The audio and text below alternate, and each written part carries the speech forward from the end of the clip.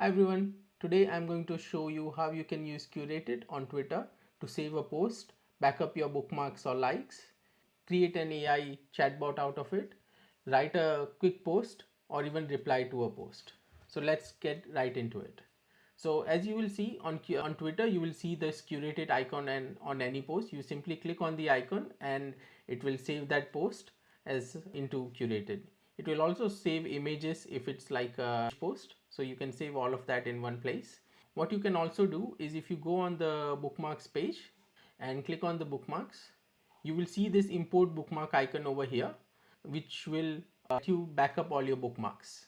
Once the bookmark is uploaded, I've already done that here, you can see all the links in one place.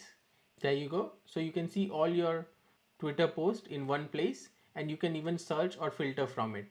Next, you can also do is you can choose to export this as a CSV file, and what I have done is actually uploaded this into my social media manager GPT that I created, and you can see that I've attached that file of my LinkedIn and Twitter post, so it knows what I want to talk about.